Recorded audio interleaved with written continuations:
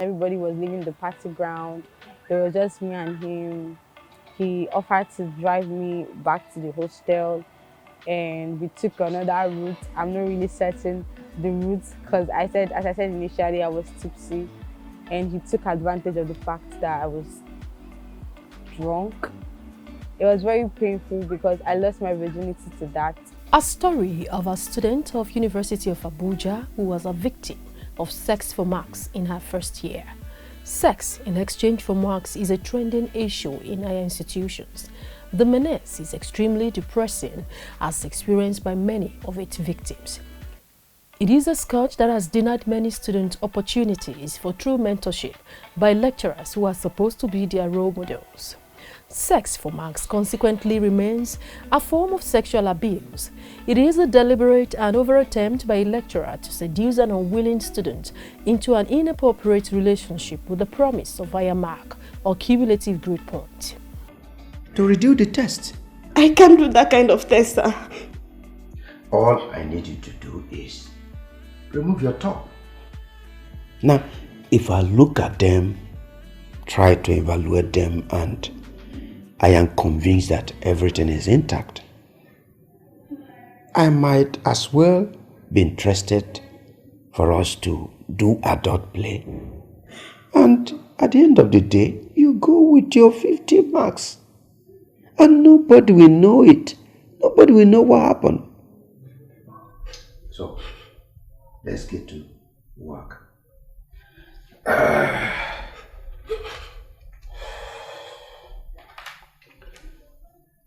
Yes.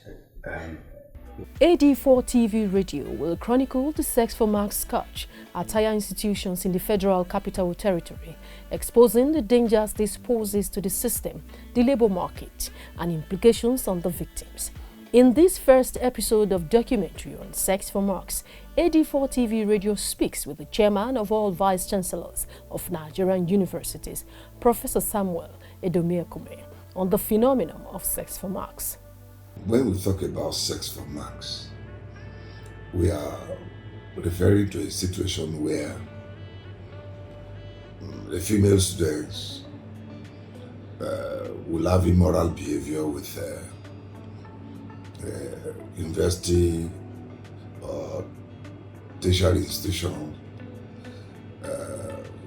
male lecturers for purposes of passing examinations, having higher grades and the rest. So that's what we mean by sex for marks. And also money for marks, where some students who want to bribe the lecturers concerned to get higher grades or to pass when they ought not to pass. That's what we mean by sex for marks and money for grades. But in the Nigerian universities, we've had some few cases where we had these issues of sex for marks, where some of the female students are harassed. And I want to tell us that most of these universities, the leadership of the universities have done very well.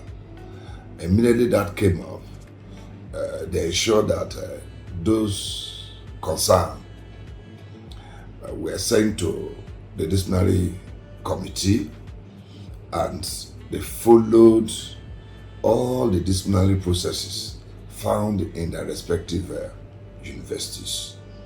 And so those found guilty, we've had severally, even published on our dailies.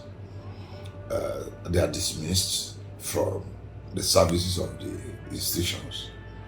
Considering the fact that universities and other higher institutions are social organizations which do not exist in a vacuum, human beings form the essential component of the university system. As people exist in these organizations, interpersonal relationships among them are inevitable. Such interpersonal relationships could be positive or negative. The Dean of Student Affairs of the University of Abuja, Dr. Abubakar Umar Kari, takes the discussion further on the occurrence of sex for marks. It's one of the contemporary social problems that we have now. In terms of frequency of occurrence, it is relatively rampant. It is threatening the health of the education system.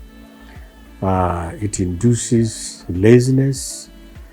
It is ungodly. It is unacceptable. And it has occupied, or it has caught the attention of administrators, school administrators, parents, and government. That's why we call it a social problem. And almost all the stakeholders are worried about it and have been trying to find a solution to it. Accordingly, our former Provost of College of Education, Zuba, Professor Mohammed Gambo Amza, responds to concerns of sex for marks. It's a corruption to the core. To the core. Corruption is not only monetary aspect or bribery or whatever. In academia, there is a lot of things that call academic corruption. We have corruption in academia, definitely. Because when you look at what corruption means, just money to exchange hands, at least to give and take what you do not deserve it. There's something in academics.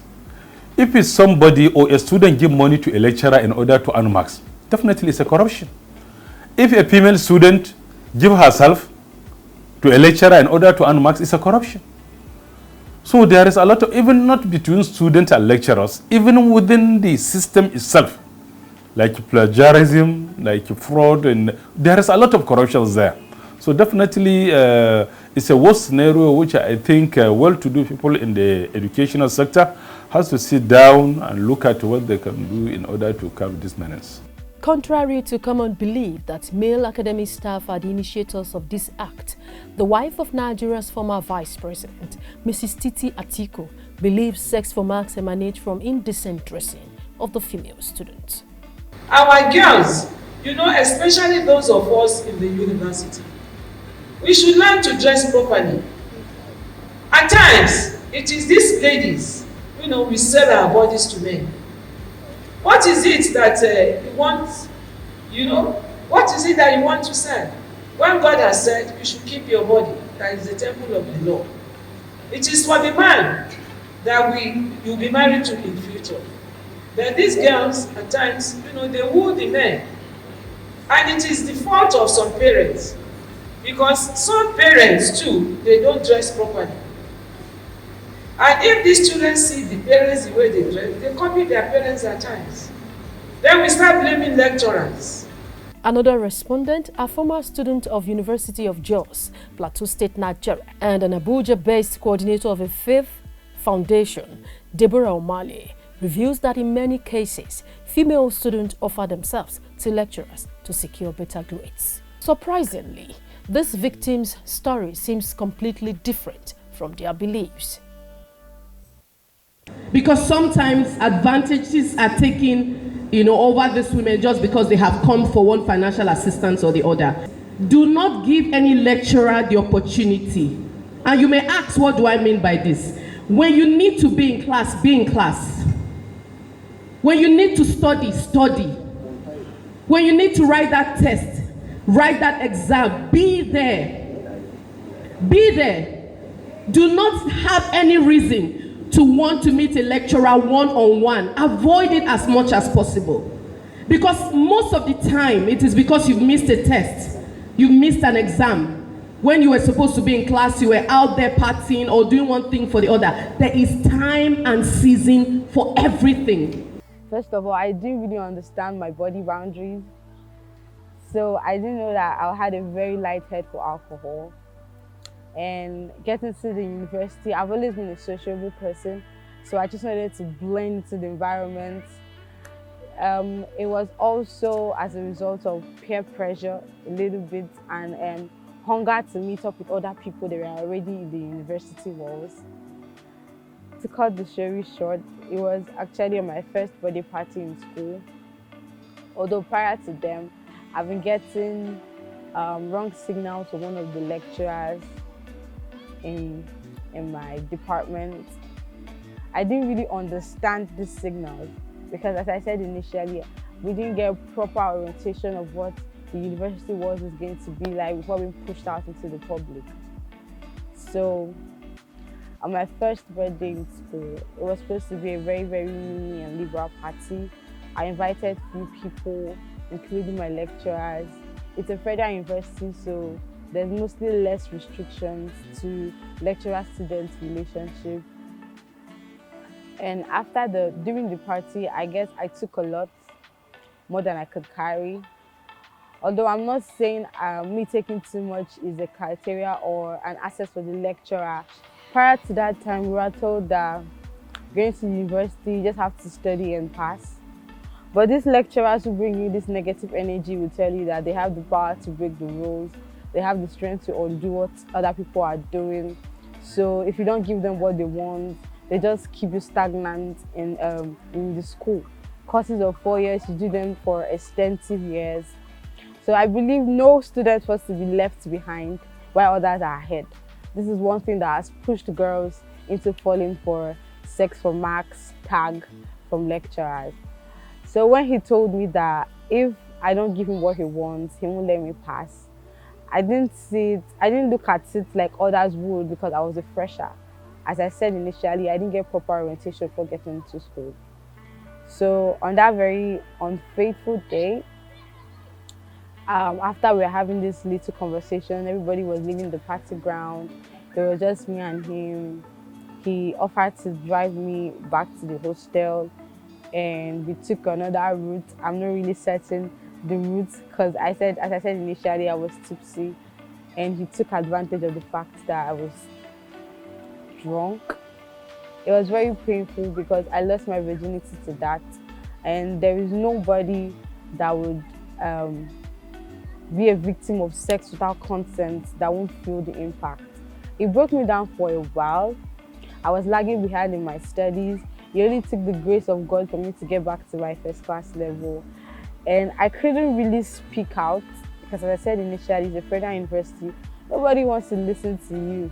Yeah, there was no stable institution that was fighting against that in my school. And then the person you are going to report to might even be doing worse than he is. So I kept it to myself. My family didn't know, my friends didn't know because I didn't have to break down the story to them that I fell for peer pressure and then I also fell for rape.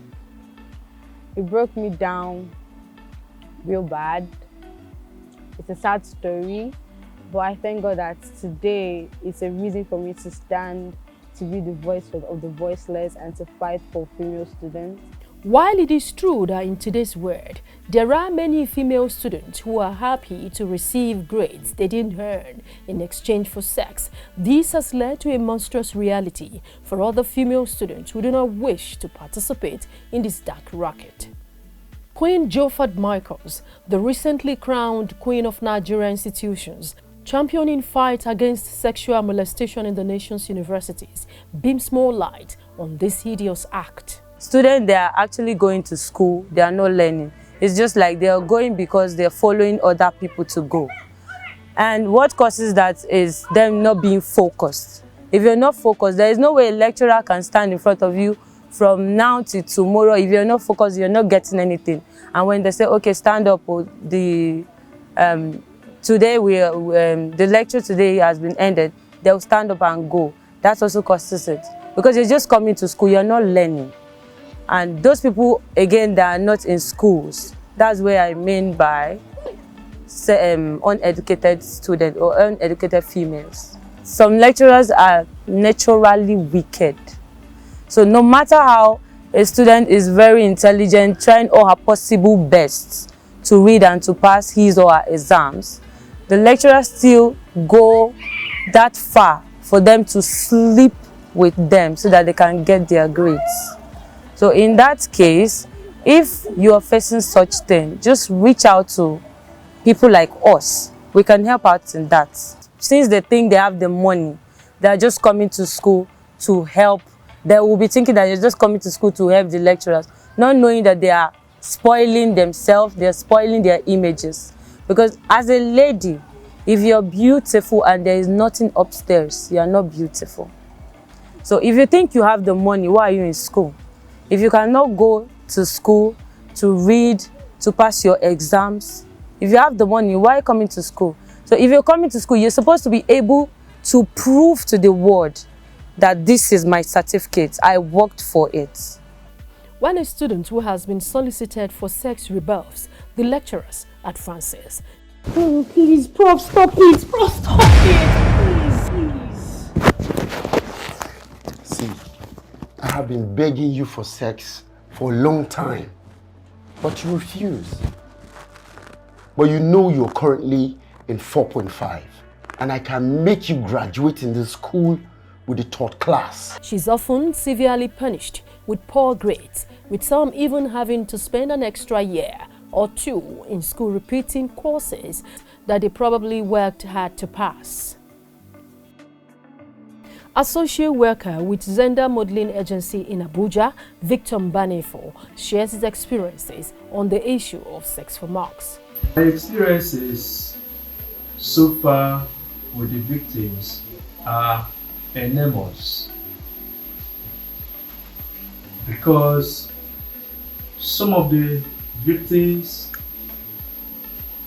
are helpless in such situation because they have no one to defend them.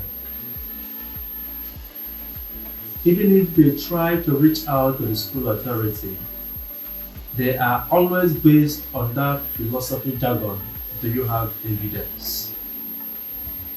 Whereby a child cries, expresses her fear, trauma, on the tedious intimidation from our lecturers.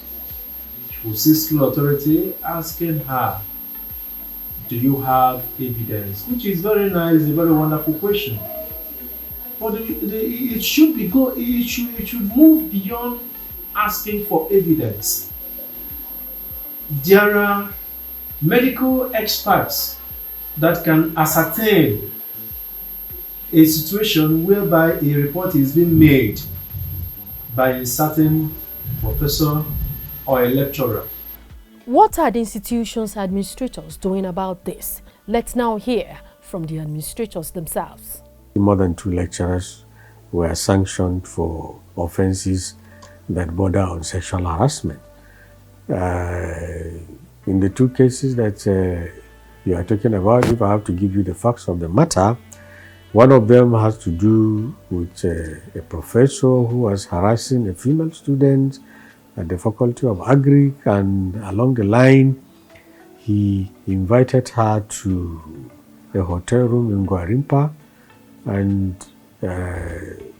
but she reported the goings on, and so the university safety unit carried out a sting operation, and he was caught red-handed.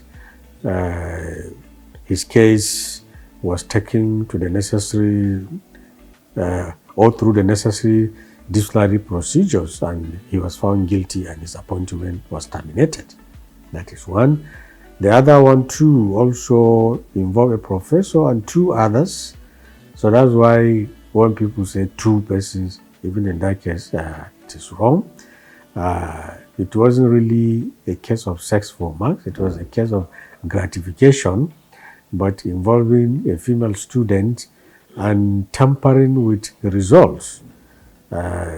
So the case was also treated, and persons found guilty were punished. The said professor at the Faculty of Education had his job terminated. The head of department was demoted, and 1 other person too was demoted. And just 2 months ago, the University Council also compulsorily retired a professor at the College of Health Sciences. As a matter of fact, he was a former provost of the college, also for engaging in sexual harassment. So between that period and now, several lecturers and also non-teaching staff who are implicated in sex for marks related cases or academic corruption, and whose cases were reported to the disciplinary committee were punished. So the cases are actually more than 2. The problem is rampant in a larger society. So the University of Abuja, for instance, cannot insulate itself from any activity that is manifest in the larger society. So that is why we have this kind of thing.